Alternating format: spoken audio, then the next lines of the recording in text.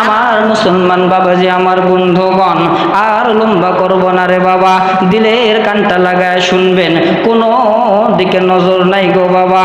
দেখেন দেখি 2 ফোঁটা চোখের পানি ফালাইতে পারেন কিনা। আমার আল্লাহ তাআলা কোরআনুল কারীমের ভেতরে বলেন, ফালিয়াদহাকু কলিলাম ওয়ালিয়াবকু কাসীরা, তোমরা কম কম হাসো, বেশি বেশি করে কান্না করো। এ বাজার, আমার আল্লাহর কাছে চোখের পানির কত দাম।